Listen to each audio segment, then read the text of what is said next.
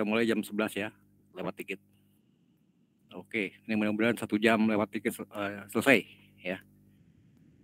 Baik, hari ini saya akan lanjut materi kemarin tentang QC yang sesi 2 ya. Nanti kalau ada yang ingin ditanyakan silahkan diinterupsi ya, jangan segan-segan bertanya ya.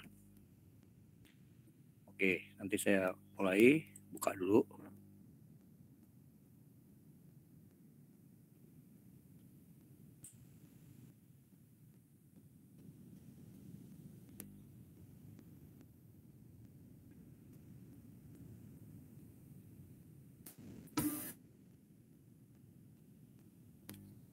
Bisa terlihat gambar? Cukup jelas suara saya? Ya, Pak. Jelas. Jelas ya. Baik, saya mulai. Ya, hari ini kita akan bahas tentang pengendalian mutu sesi kedua, yaitu tentang pengenalan peralatan, fungsi, serta cara kerja alat di dalam lab QC, ya, sebuah perusahaan industri. Jadi kalau kalian mungkin di antara kalian ada yang bekerja di QC sudah tahu ya sedikit alat-alat dibutuhkan, gimana cara operasikannya sedikit ya, nggak terlalu buta banget gitu ya, jadi udah paham. Nah, peralatan lab apa saja yang dibutuhkan untuk pemeriksaan mutu material saat barang masuk? Nah, kita berurutan ya dari mulai incoming, processing sampai finishing. Alat-alatnya apa saja? Karena alatnya ada yang spesifik, ada juga yang bisa dipakai kemana-mana. Ya. Kita perhatikan. Ini contoh ya, saya ulang sedikit tentang material masuk yang berbentuk lembaran film atau gulungan. Ya, seperti yang saya tulis di situ ya, ada nilon, OPP, CPP, aluminium, kertas dan lain-lain. Bentuknya gulung. Nah, untuk ini parameter mutu yang wajib diperiksa adalah kita sesuaikan dengan data pada COA dari supplier saat datang. Ya, harus ada itu. Certificate of Analysis yang kemarin sudah saya jelaskan, itu dokumen saat barang itu masuk. Nomor 1 adalah untuk parameter kebenaran material. Apakah benar yang dipesan itu misalnya polyester atau film, OPP? Jangan-jangan beda gitu ya. CPP kah? Nah, alat yang digunakan adalah inframerah spektrofotometer atau cara kedua adalah analisis manual lab. Ya, terserah. Kalau punya alatnya ya bagus, pakai yang inframerah. Kalau tidak punya, terpaksa kita lakukan dengan cara analisa manual laboratorium. Nah, satuannya biasanya dalam inframerah adalah panjang gelombang. Karena ini terdiri dari unsur-unsur molekul atom, sinar ultramerah. Nah, dari sana akan dihitung berapa panjang gelombang PET, ya, nilon, CPP, dan LPI, dan seterusnya. Itu. Nah, di sini untuk analisa manual nanti saya berikan sesi tersendiri terpisah ya, karena ini agak ribet juga ya. Manual biasa kami lakukan ya karena alat ini mahal ya, yang atasnya mahal. Kalau punya bagus, kita cepat kerjanya. Tapi kalau nggak punya terpaksa kita bawa contoh tersebut ke luar ya, kita bayar di luar. Ya untuk memastikan jangan sampai salah ya. Kalau kita pesan PET ternyata yang datang CPP kan bisa fatal ya. Tuh. Nah, parameter kedua adalah berat jenis. Nah, berat jenis satuannya adalah gram per sentimeter pangkat 3. Nah, ini nanti saya bikin tanda tanya, nanti ada penjelasan khusus ya cara ngitungnya. Untuk yang ketiga, tebal film dan kerataan tebal saat masuk itu juga dikontrol. Sudah saya sampaikan kemarin ya. Ada yang pakai cara manual, cara semi otomatis ya, tergantung milik perusahaan punyanya apa gitu ya. Kemudian lebar roll harus diukur karena ini penting untuk proses printingnya atau laminasinya. Jangan sampai dia terlalu pendek atau terlalu besar. Kelima adalah berat persatuan luas. Berat persatuan luasnya berbeda dengan berat jenis ya. Ini nomor 2 berat jenis, ini berat persatuan luas. Ini gramatur kalau istilah di umumnya adalah gramatur. Gramaturnya berapa gram? 40 gram kah? 50 gram kah? Ya. Itu menggunakan timbangan analisis ya. Yang punya angka kecil sekali yaitu satuannya gram. Ya, per meter persegi. Kemudian keenam adalah His, tingkat kebeningan film. Kalau film ya kalau kertas nggak usah ya. Kalau film harus dihitung kebeningannya seberapa bening karena itu hal penting untuk customer yang membutuhkan kemasan bening supaya isi produknya terlihat. Misalnya kemasan sosis, kemasan daging beku. ya kemasan beras juga mungkin itu juga harus bening. Mereka biasanya minta standar sekian persen. Kalau kita terima barangnya aja udah butek, bakal di-reject nanti kalau dilaminasi. Jadi tolong di awal bekerja dengan benar, periksa semua dokumentasi dan periksa kebenarannya dengan lab. Ya, jadi ada 6 yang saya sampaikan di sini. Satu lagi 7 ya, ada lagi kekuatan tarik. Ini penting, tensile tester, tensile strength itu alatnya disebut tensile tester. Satuan hitungnya adalah gram gaya atau gram force atau kilogram force atau newton, tergantung standar metode apa yang kita gunakan. ASTM kah, apakah JIS ya atau apa, British, Inggris ya. Kemudian pemuluran itu juga harus dihitung berapa seberapa mulur dia bakal sobek ya, putus gitu. Alatnya disebut tensile tester ya, satuannya persen. Nah, kemudian moisture vapor transmission rate, nah ini sudah saya sampaikan kemarin ya. Ini gaya tembus uap air berapa, daya tembus gas oksigen berapa, itu juga harus diukur dengan alat disebut dengan barrier tester dan sama ini ya, cuma beda satuan. Oke, itu 10 hal yang harus kalian perhatikan pada saat menerima barang dari itu, dan 10 alat-alat yang harus kalian kuasai ya, alat labnya. Ini contoh nomor 1, saya contohkan sedikit ya. Nomor 1, ini alatnya namanya Fourier Transmission Infrared ya, FTIR, biasa kami katakan FTIR. Alat ini untuk identifikasi materi yang belum dikenal. Apakah itu? Nah, di sini alatnya. Cara kerjanya adalah ini dibuka. Kemudian sampel plastik kira-kira ukuran bekas 10 cm masukkan ke sini. Tutup. Ini dihidupkan. Nah, maka akan keluar grafik seperti ini yang menunjukkan gambaran atom molekul yang ada di dalam plastik tersebut.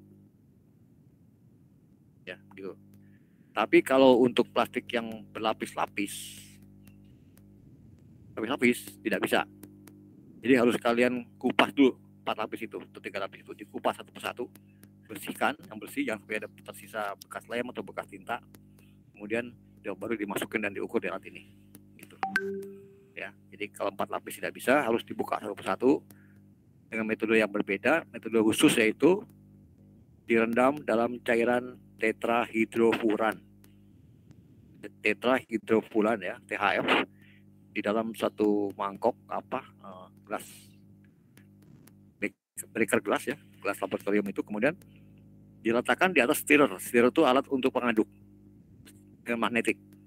Nanti plastik potongan itu akan berputar-putar di dalam cairan itu dan akan terkupas ya. Akan terpisah-pisah. Kalau 3 lapis jadi 3 lapisan. Nah, setelah 3 lapisan baru kalian satu persatu kalian periksa di sini. Nah, hasilnya seperti ini nanti muncul ya.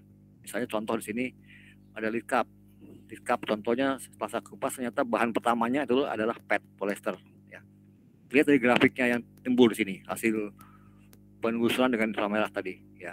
Seperti ini. Nanti di sana akan muncul juga tulisannya ya dalam layar monitornya. Nah, kemudian sebelah kanan di sini terlihat contoh bahan nylon. Ya. Default ya, ini nylon. Nah, ini juga gelombangnya beda ya dengan ini kan. Lain itu. Ini puncaknya di sini. Gitu. Jadi ini lebih praktis, cepat ya kita dapatnya. Langsung keluar nama, langsung keluar ininya apa? Panjang gelombang segala macam. Itu ya. Nah, kemudian contoh yang kedua adalah untuk yang mengukur berat jenis. Tadi ya sini ya. Itu. Cara mengukur berat jenis. Gravity. Itu dapat dilihat di contoh kedua ini saya sampaikan. Caranya adalah kalau barang itu masuk bentuknya roll, tolong dicatat, diukur berapa lebar. Kemudian dilihat panjangnya berapa. Di situ di label ada 12.000 kan. Yang misalnya 8.000, 12.000, 5.000, baca ya. Tebalnya 12 mikron. Diukur ya. Kemudian berat ditimbang. Kondisi neto, jangan bruto ya. Jadi betul-betul berat plastiknya. Jangan alat penggulungnya juga harus dikurangi dulu. Nah, panjang roll itu bisa dihitung ya. Ini mudah sekali, ini caranya secara matematik, logika aja ya. Jadi ada benda, nanti kamu potong 1 meter ya. Pas, kemudian berat totalnya kamu timbang berapa kilo, maka dibagi berat 1 meter kan dapat panjangnya benar. Ya, oke. Nah, dapatlah panjang. Nah, setelah itu akan ketahuan, maka dapat dihitunglah berat per 1 cm kubiknya. Ya kan?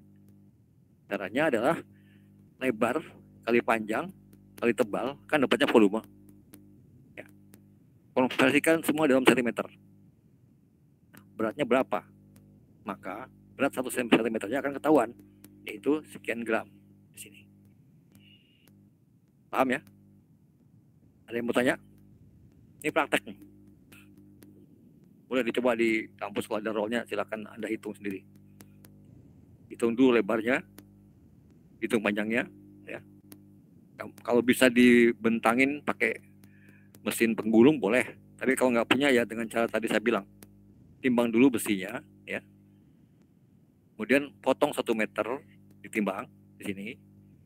Berat besi dibagi ini dapat panjang, kan gitu.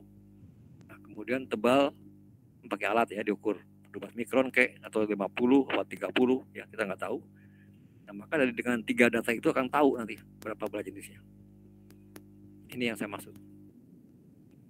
Paham ya? Silakan dipraktekkan masing-masing sendiri di kampus boleh atau di pabrik kalian. Mungkin ada yang udah kerja. Atau kalau itu ya bawa ke lab luar kalau nggak mau, tapi bayarkan di sana. Oke, itu cara contoh kedua ya, mengukur berat jenis. Ketiga, mengukur ketebalan film plastik secara manual. Nah, ini sudah saya sampaikan kemarin kan, ada videonya. Ya, jadi ini sudah bisa dilihat di video gimana cara mengukurnya. Hasilnya juga dibuat grafik, gini ya, grafik. Sini untuk mengukur pasti benar nggak tebalnya sekian. Ya, bisa pakai alat ini dan pinjam aja ke bagian proses produksi. Nah, berikutnya nomor 3 juga masih ini dengan alat yang kemarin saya sampaikan ya, semi otomatis. Ini nggak dapat repot, tinggal dijepit saja filmnya, dipencet tombolnya, maka akan keluar grafik di layar monitor. Ya, bisa dilihat di presentasi yang lalu. Seperti itu. Nah, ini keempat adalah parameter yang keempat tadi ya, mengukur lebar roll ya, garis mistar logam dan satuannya milimeter. Harus logam, jangan plastik, karena plastik itu berpotensi jadi memuai ya, karena kan yang lentur kena panas memuai ya. Jadi poin keempat adalah lebar roll. Itu alatnya gampang sekali, pakai penggaris besi aja ya. 3 meter, nah diukur lebarnya. Harus betul ya, sesuai dengan COA. Nah, kemudian kelima adalah mengukur yield atau berat peserta luas atau gramatur ya. Nah, untuk menghitung gramatur berarti kalian harus potong semeter kali semeter ini ya, semeter kali semeter harus pas, ditimbang, maka akan ketahuan. Kalau rollnya tidak semeter, misalnya sekian ini, misalnya lebarnya tidak semeter ya, misalnya lebarnya 800 mili atau 700, bisa dong hitung luasnya. Berarti panjangnya harus jangan semeter, harus lebih gitu. Dihitung dengan matematik ya, matematik terapan nih. Hitung lebarnya sekian, maka untuk dapat 1 meter persegi, maka 1 meter persegi dibagi lebar, maka dapat panjang. Nah, potonglah sepanjang itu, kemudian kalian timbang di sini, maka akan didapat berapa berat per meter persegi. Oke, sampai 5 ada pertanyaan? Belum, Pak. Belum ya, sudah paham ya, nanti langsung praktek aja. Nah, kemudian kita masuk ke poin yang B, yaitu material berbentuk biji plastik yang berkantong besar ya, kantongnya besar ya, misalnya polipropilen atau polietilen resin ya, atau spesial polietilen misalnya EVA, AA, ionomer ya, dan seterusnya. Ini bentuknya butir-butir. Nah, kalau butir-butir itu berarti kita hanya bisa ngecek kebenaran material sama ya dengan menggunakan alat tersebut yang tadi saya tunjukin. Berat jenis ya, bisa satunya gram per cm pangkat 3. Melt index, melt indexer ya, melting point itu detak lembur. Melting ini biasanya jadi 1 nih, bisa dicek. Nah, kalau berat jenis karena bentuknya masih biji, itu harus Nah ini dia, kalau di lab luar ada alatnya, kalau di lab kita nggak ada ya. Jadi kita terpaksa secara sampling kita bawa keluar untuk diuji. Berarti berapa? Seperti di atas tadi, dipotong, dibuat lembaran dulu, ya, tebalnya berapa, lebar berapa, panjang berapa, akan ketahuan nanti. Itu di lab luar biasanya dilakukan, karena di sana ada fasilitas mesin untuk membuat lembarannya. Ya. Kalau di kami kebetulan tidak ada, jadi kita sebulan sekali ada uji keluar gitu ya, dicek oleh petugas QC yang jalan. Nah, yang berikutnya adalah kita bahas yang ketiga ya, melt index. Kalau ini kan sudah tadi ya, mau satu sudah, jenis ini memang harus dilakukan di luar ya, dengan cara yang sama dengan yang tadi, yaitu dipotong semeter ke semeter, kemudian dihitung volumenya dan dihitung beratnya. Nah yang ketiga itu ini, melting index atau kecepatan leleh, satuannya gram per 10 menit dari plastik tersebut ya. Ini prinsip kerjanya. Jadi biji plastik itu masukin di sini, kemudian ini ditekan dengan beban tertentu, misalnya 2,16 kg ya. Ini piston akan turun menekan lelehan ini, dan lelehan ini akan ditimbang di sini. Berapa gram dia semenit? Kali 10. Maka akan dapatlah angka standarnya. Sekian gram per 10 menit. Kalau plastik biasanya sekitar 4, kalau polietilen ya, 4, ada yang 7 gram, ada yang 10 gram ya. Kalau masterbed ada yang 21 gram, ada yang 24, ada yang 31 ya, tergantung jenis plastiknya apa. Ini alat ukurnya. Yang modern tuh di sini sudah ada timbangan ya, muncul.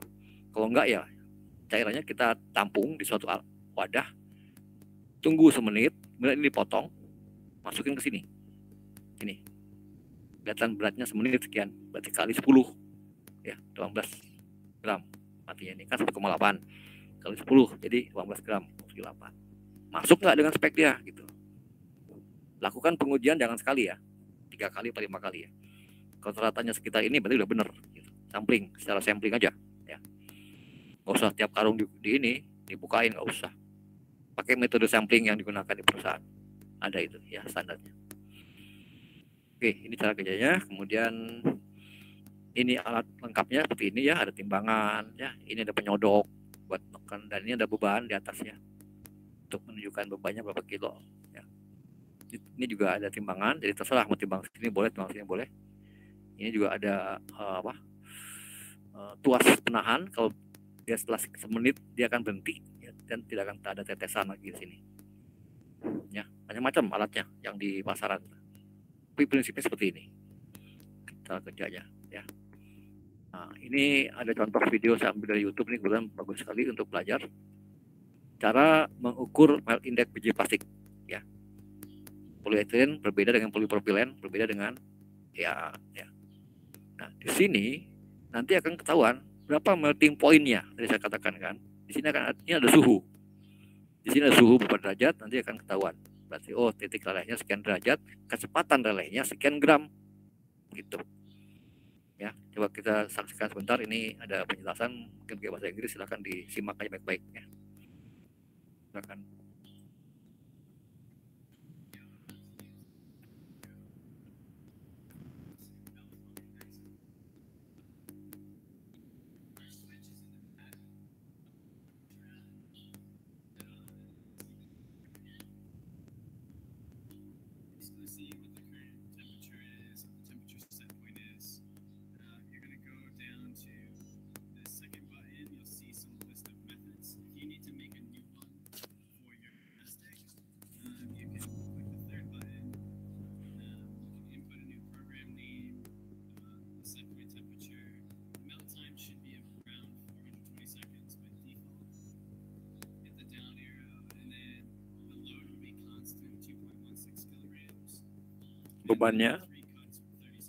bebannya 2,16 kg.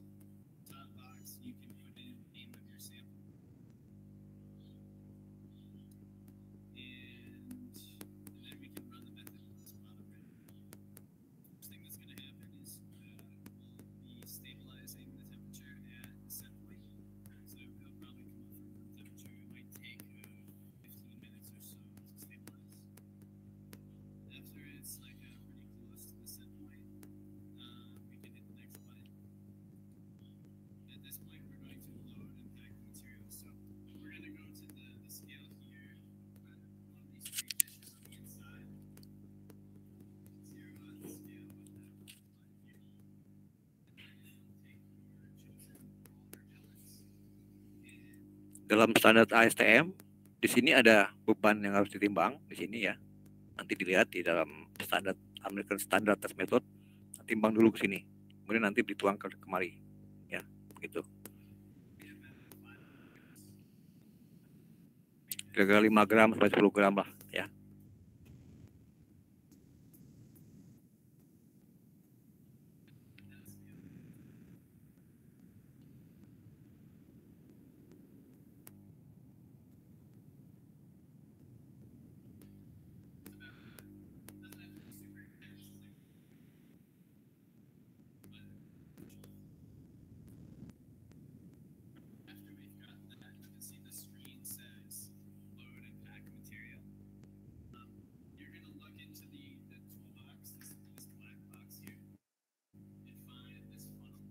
Ya, ini semacam corong ya, untuk semakin corong untuk memasukkan biji plastik ke dalam lubang atas.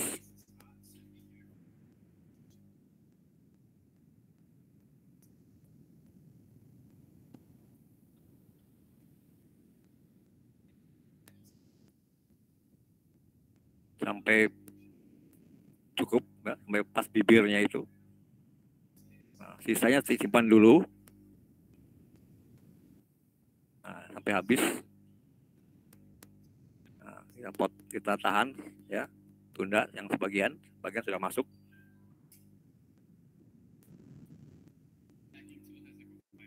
Nah, kita tekan sekuat mungkin sampai ke dasar tabung atas itu.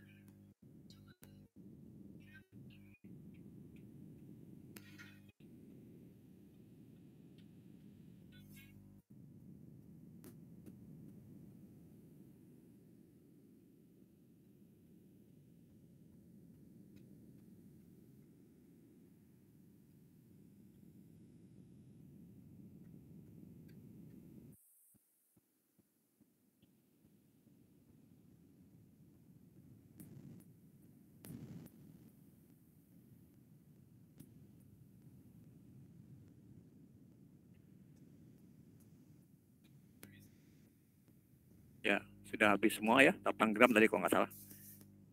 Masukin 10 gram. Itu lubang.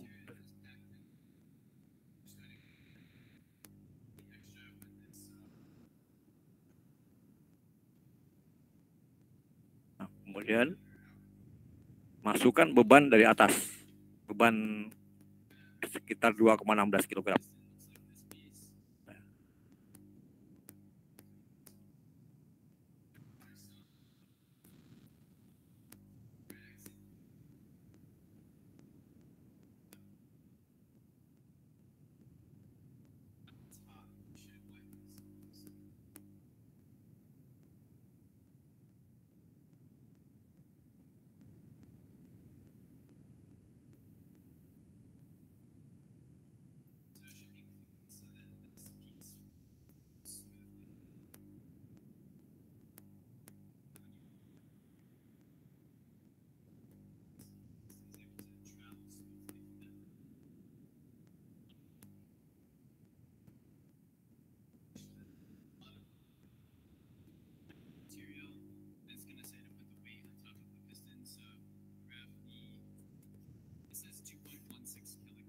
Nah, dikasih beban ya atasnya. Ada standarnya 2,16 pas 19 itu. Ya. Nah, kemudian nanti lelehannya dihitung. Ini lelehannya. Oke. Nah, jadi nanti lelehannya akan keluar semenit, kita timbang di sini. Tuh, berapa gram. Nah, itu cara kerjanya ya. Ketahuan nih. Dalam 10 menit dia berapa gram jatuh. Oke, ada pertanyaan? Cukup jelas ya. Oke. Kamu praktek ya harus ke lab pabrik. kemudian kita masuk ke area cairan. Cairan yang dikemas dalam kaleng yaitu atau drum yaitu tinta, ya, adhesif atau uncle coater dan super solvent atau asetat, toluen, ya, banyak. Nah, ini juga harus diperiksa dengan alat, ya, lab. Contoh sampaikan, tadi melting point penjelasannya tadi panjang lebar ya, ada di sini. Nah, bisa dibaca nanti langsung. Apa itu melting point? Ada karena dalam satu alat ini bisa dua fungsi, ya. Bisa melting point, bisa melt index. Ya, silakan dibaca. Dan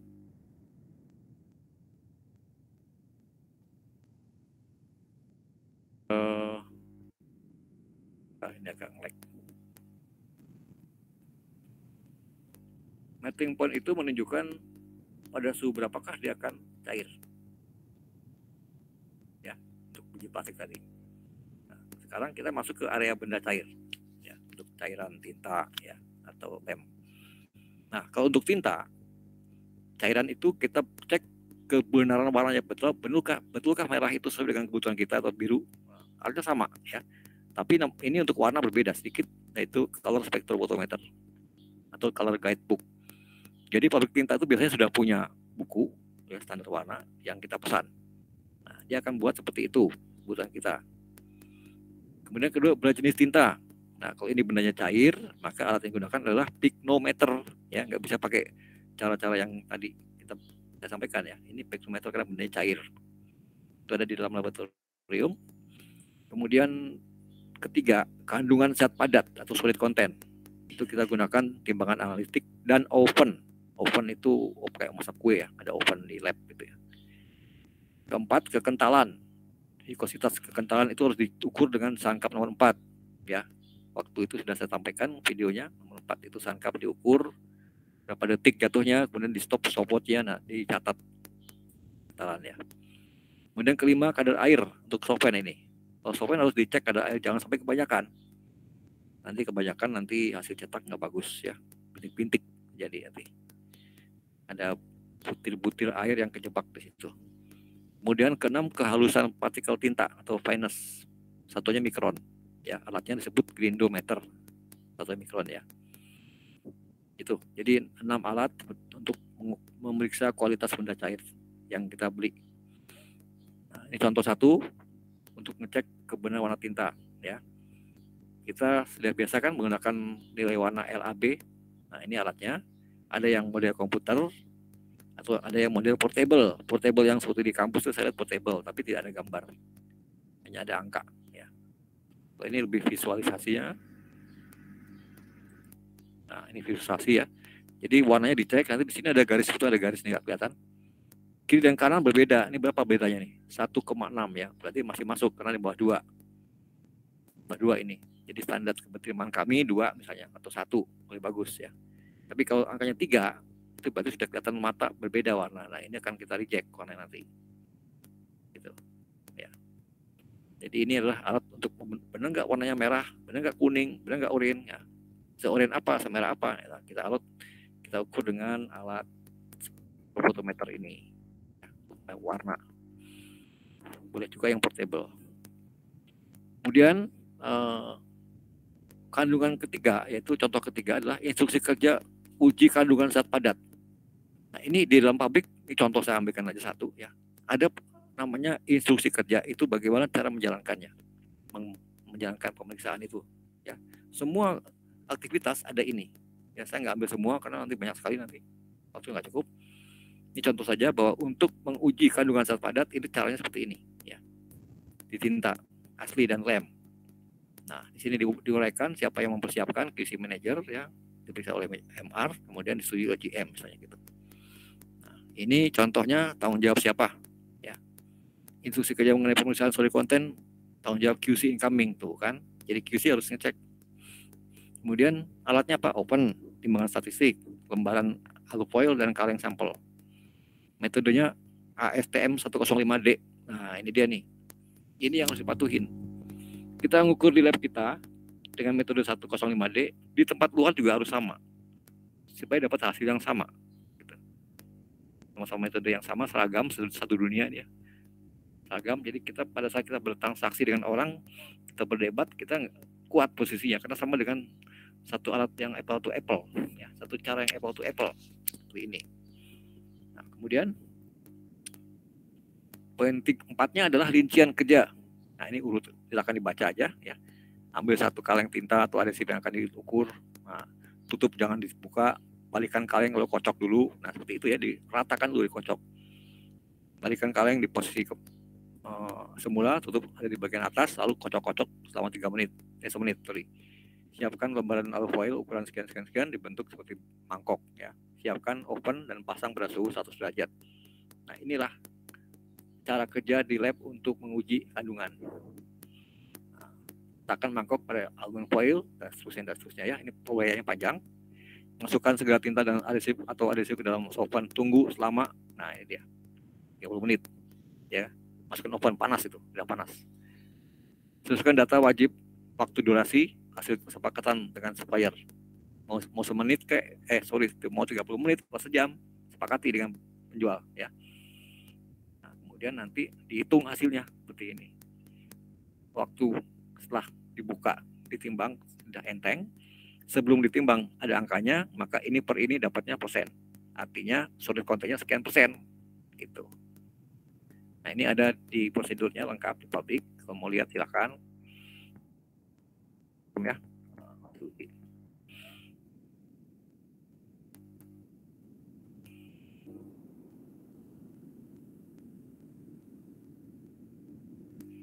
Ada pertanyaan sampai sini?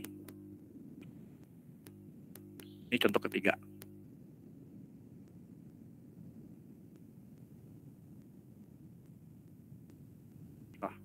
Lagi sebentar ya. Ini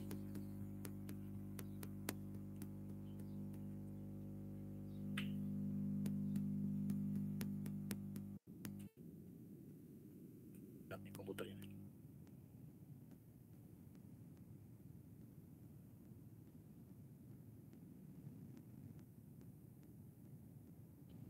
Tadi sampai sini ya.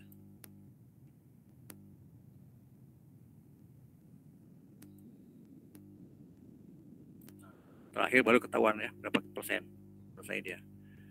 Kemudian berikutnya kita lihat adalah ini contoh oven ya. Jadi kandungan tadi sebelum masuk oven ditimbang ya, kan masih basah. Setelah masuk oven jadi kering, timbang lagi. Nah, maka beratnya dihitung, berat kering dibagi berat basah. Gitu ya. Berat basahnya seperti ini ya. Jadi kita dari kaleng tinta ini kita ambil masih basah, masukkan sini. Ya, timbang, masuk dulu. Tutup. Tunggu 30 menit atau 1 jam. Nanti dia jadi kering kan, menguap semua, disedot uap sulfurnya. Kemudian timbang lagi berat keringnya. Nah, berat awal dibagi berat akhir. Terbalik. Berat akhir dibagi berat awal kali 100%. Maka dapatlah presentasi dari solid content tersebut. Ya, lakukanlah itu setiap tinta masuk. Tapi tidak usah semua kaleng kalian ukur. Ya, sampling saja. Oke. Paham ya? Nah, sekarang adalah alat yang disebut untuk mengukur kadar air dalam pelarut. Pelarut ya ini, sorry. Alat seperti ini prinsipnya. Ya, jadi solvent dimasukkan ke botol, kemudian diuapkan. Ini ada tabung untuk di sini ya. Tabungnya itu untuk menghisap, mengeringkan uap ini. Nah, nanti tertinggallah solventnya yang bersih. Nanti ditimbang sini. Ya, dia hisap kemari airnya, nanti akan terpisah. Dan nanti akan terhitung dia. Oh, ternyata airnya cuma sekian persen gitu ya. Jangan sampai terlalu banyak. Karena ini berpotensi kalau solvent ini di tempat terbuka, pasti uap udara masuk. Dia kan menyerap H2O ya. Jadi akan basah. Nah, itu jangan sampai. Jadi makanya pada saat nyetak ini harus kondisi tertutup. Ya. Supaya tidak menjadi lembab ini kena. Itu ini alatnya ya untuk mengukur kadar air dalam pelarut. Bisa dilihat di lab-lab. Nah, ini apa nih?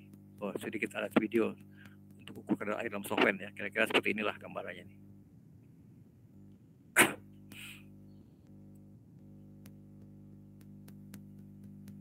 Ya, masukkan solvent ke tempat wadah ini yang tadi saya katakan. masukkan input datanya, masukin ya. Tempat menghisap hidupkan ya, untuk menghisap suapan tersebut.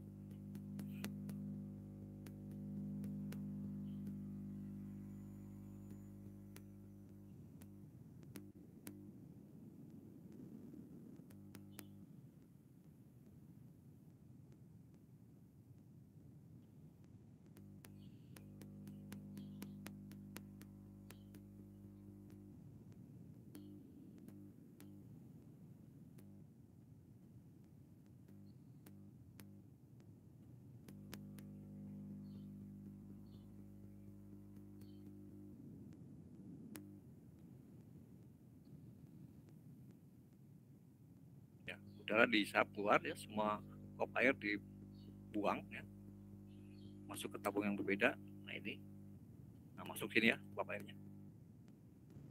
Nanti akan terlihat berapa persen kadar air yang ada di dalam baru. Ini pengeringnya. Akan terlihat udah rapi ya. Dibandingkanlah angka-angka di sini dengan angka sebelumnya. Berhenti, kita lihat datanya. Itu cara kerjanya ya. Jadi di sini tercatat semua angka laporannya dan bisa di print out. Nah, saya ini nggak punya, yang punya pabrik tinta. Ya pasti punya pabrik tinta karena dia kan jualan pabrik pelarut. Ya pasti jualan ini harus ada alatnya. Nah, sekali-kali kita boleh audit ke sana untuk menguji ya. Atau kita bayar di lab luar gitu ya. Pabrik-pabrik besar ada yang sudah beli, ini cukup mahal sih. Jadi harus diinvestasi dari awal ya. Investasi awal. Oke, itu adalah untuk mengukur kadar air. Nah, kemudian ini udah ya. Keenam adalah mengukur kehalusan partikel tinta atau fineness. Tinta itu kan ada yang padat, terdiri dari padat dan benda cair ya. Benda cairnya ini ya. Padatnya partikel pigmen, aditif ya, sudah sampaikan di materi yang pertama. Itu kita ukur. Seberapa kasarkah dia? Nah, kita ukur di sini. Jadi tintanya dipasang di sini, kemudian kita tarik. Ini videonya bisa dilihat.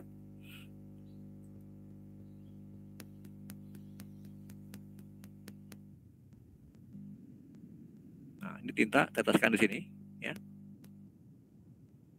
Kemudian nanti dengan satu alat scraper, nah ini tarik ke sini. Iya. Nah, lihat di sini. Dia akan hilang pada posisi 1 mikron, 1,5, 2, 1,5, 3 dan seterusnya. Ya, kalau makin rapat ke sini dia makin halus. Kalau dia hilangnya di sini berarti kasar. Gitu ya. Kasar dia. Kasarnya berapa? 3 mikron, 4 mikron gitu ya.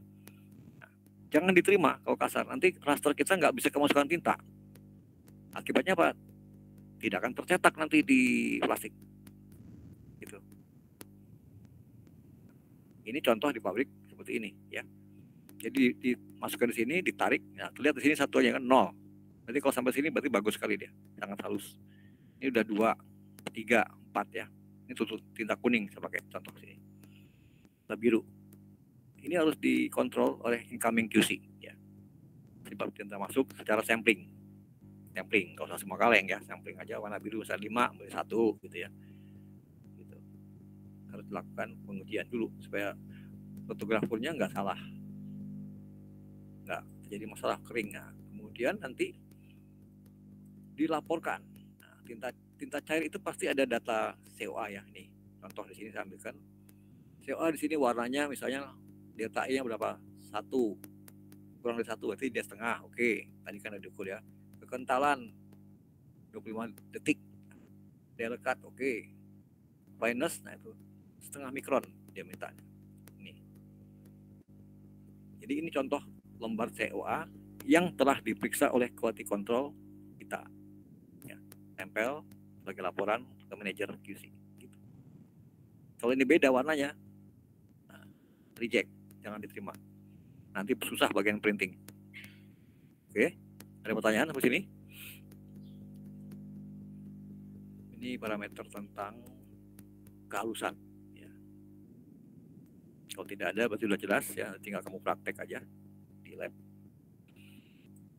Nah, kemudian sekarang kita masuk ke area hasil proses produksi processing QC. Ya, jadi tadi kan di awal bahan baku, sekarang kita masuk ke area proses.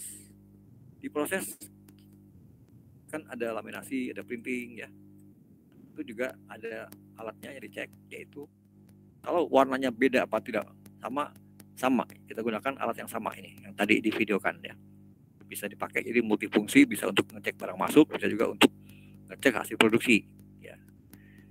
Kemudian untuk derekat tinta kepada plastik itu dicek juga apakah kuat apa enggak, jangan mudah copot. Nah, kita gunakan selotip, tapi standarnya harus tertentu, yaitu biasanya 3M ya.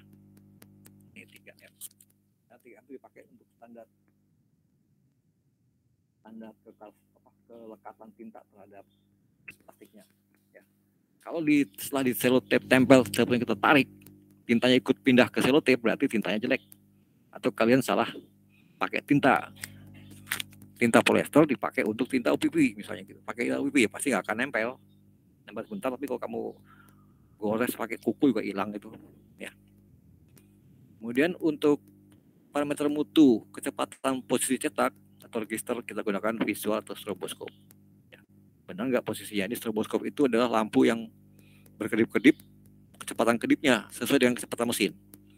Jadi kalau kamu center dengan lampu itu, maka tampak di gambar mesin akan seperti diam. Padahal sedang lari tuh 100 meter per menit. Nah, kalian bisa lihat, oh ini gambarnya nggak pas nih Pak, merahnya geser atau ada garis atau ada apalah gitu. Nah, ini bisa dilihat dengan visual stroboskop. Ada mahasiswa yang sudah pernah datang melihat dan sudah melihat cara kerjanya ya, stroboskop seperti apa. Nah, keempat adalah pemunduran bits, itu biasa pakai penggaris besi ya. Ini penting untuk jaga mutu, apakah mulur, apakah ciut. Keempat, nah kelima, warna, ada noda, garis yang tidak semestinya. Ini menggunakan mata visual yang nggak bisa pakai apa-apa, kecuali kalau kalian mau modal beli alat yang namanya apa tuh, inspection control. Nah, itu yang kerja alat itu, garis yang tidak diinginkan akan muncul dan akan timbul alarm. Nah, itu alatnya itu, tapi kita mahal sekali, kita belum mampu. Nah, kita mengandalkan mata dari ciptaan Tuhan ini ya. Set off, teks atau warna tidak tercetak pada materialnya. Tadi gara-gara ini kasar ya, sehingga sampai di sini doang nih, maka dia tidak akan masuk ke raster, akan jadi set off. Huruf A-nya hilang misalnya, visual A-nya hilang misalnya gitu. Itu karena tadi tinta kasar sehingga tidak masuk ke raster, tidak kecetak ujung-ujungnya. Nah, ketujuh, solvent residual ini adalah menghitung uap solvent yang melekat. Nah, itu menggunakan alat disebut gas chromatografi dan oven ya. Ini menggunakan alat ya. Ini jangan sampai plastik tersebut bau cat.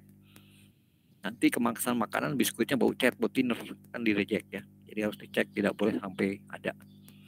Kemudian ke-8, kondisi fisik roll. Nah, itu pakai mata sendiri ya, dan dicek manual. Contohnya adalah seperti ini, misalnya hasil cetak dia sudah digulung ya, jadi gini. Nah, ini nggak bagus nih. Ini disebut dengan teleskopik, contoh aja ya. Nggak lempeng. Terus ini pinggirannya lagi grebesan gini. Jangan sampai terjadi begini, nanti menyusahkan proses berikutnya. Ya, menyusahkan proses liting, menyusahkan proses laminasi gitu. Ini mutu yang tidak oke. Jadi tolong jangan sampai terjadi kalian waktu jaga mutu nih, di bagian mesin ya terutama ya. Dan ini adalah yang dijalankan oke ya, rapi pinggirannya ya. Nggak nongol-nongol kayak gini kan. Gitu. Nah, kalau nanti kalian mungkin ada yang jadi QC udah paham nih. Ya, Pak, jangan Pak, ini reject. Ini oke gitu. Nah, setelah itu baru kalian tempel di sini stiker pas QC. Di sini tempel stiker hold atau ditahan. Harus di repair atau sampah lah, kita nggak tahu ya, kebijakan perusahaan. Itu QC.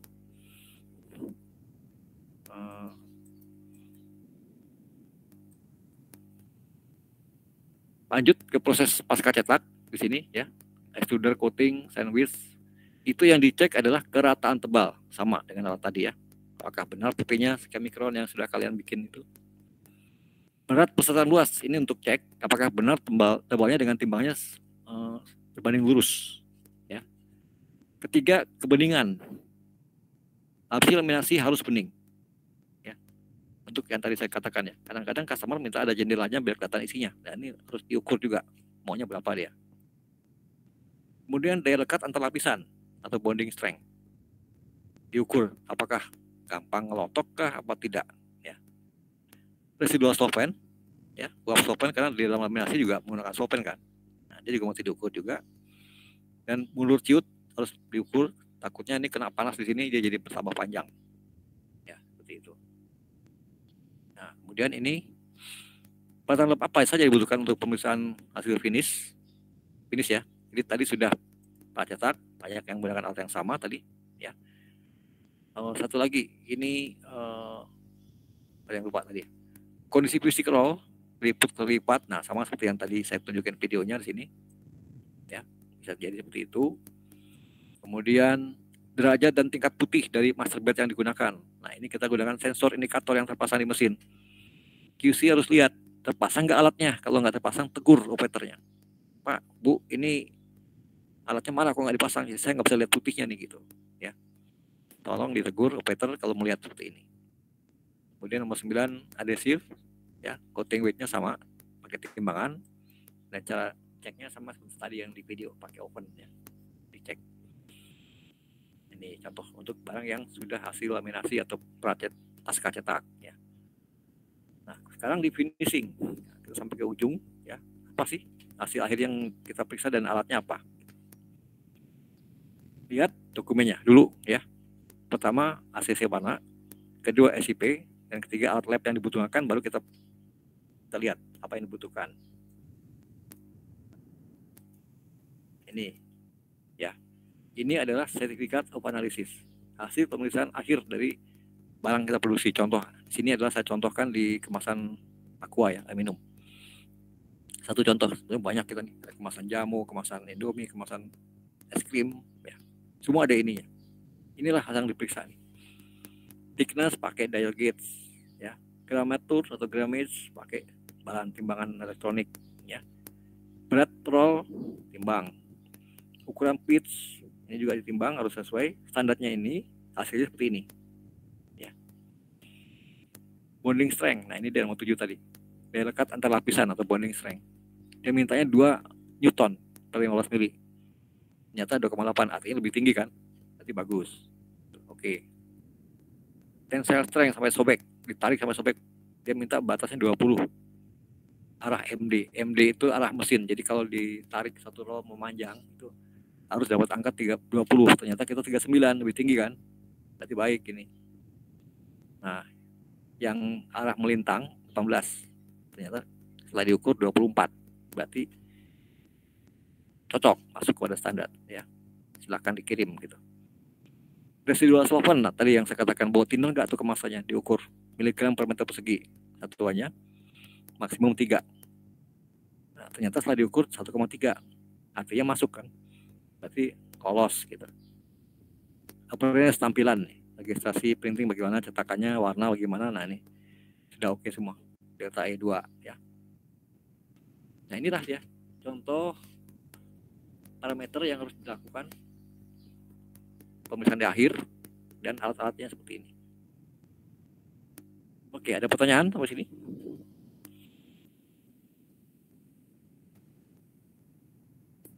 Jelas, Pak. Jelas. Oke, kalau jelas, tolong sekarang semua ini kalian adalah menggunakan metode American Standard Test Method atau ASTM, beraneka macam. Nah, untuk tugas kelompok kali ini adalah kalian tolong terjemahkan ini, ya, bentuk 5 kelompok per kelas, ya. Terserah anggotanya, kalian berunding sendiri yang cocok siapa teman-temannya, grupnya. 5 kelas A B C D E, ya.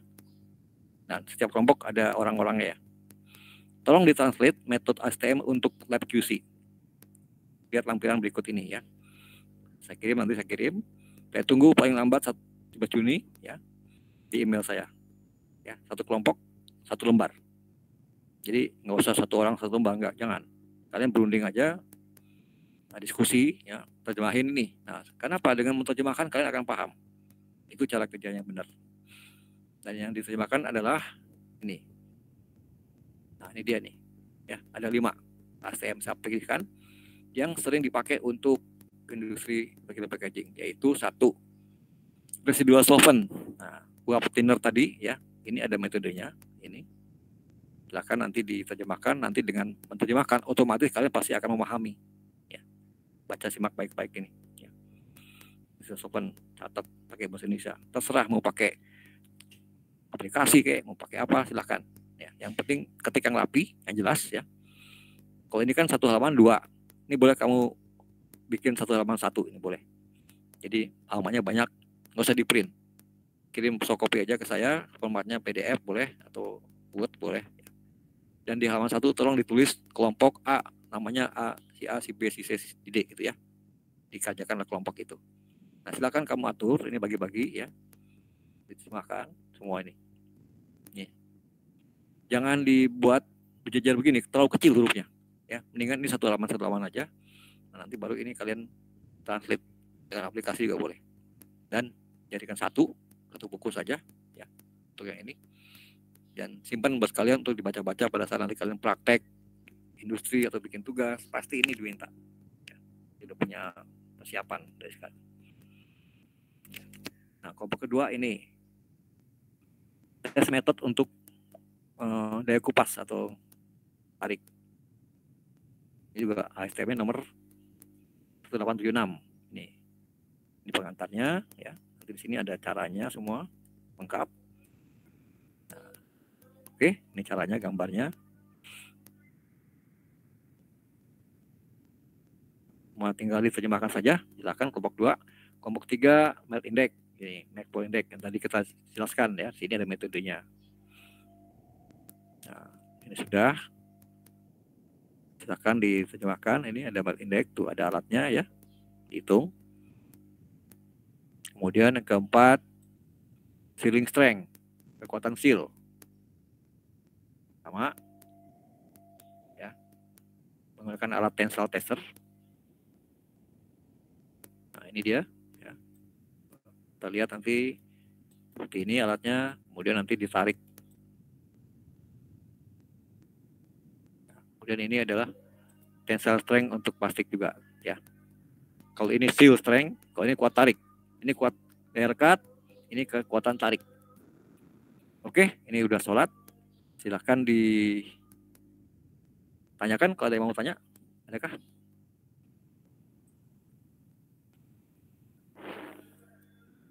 Kalau tidak, saya tutup. Ya, ini saya keluar dulu. Silahkan di absen dulu, di screenshot oleh mahasiswa. Nanti kalau ada yang kurang jelas, mohon tanya langsung, boleh.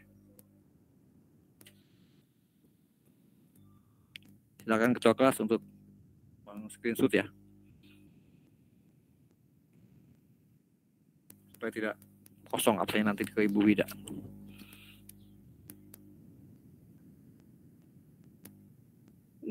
Baik, sebelumnya mungkin bisa on cam dulu biar bisa di screenshot juga. Ya, silakan. Siapa ketua kelas? Silakan di itu screenshot.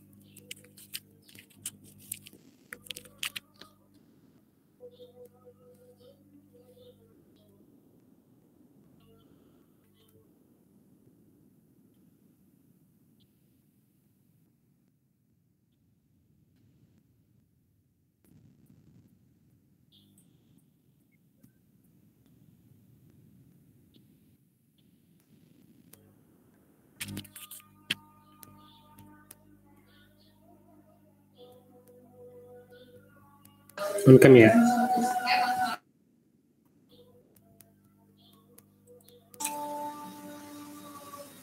Satu, dua, tiga. Oke. Oke, terima kasih semua ya. Selamat belajar ya. Selamat istirahat dulu langsung.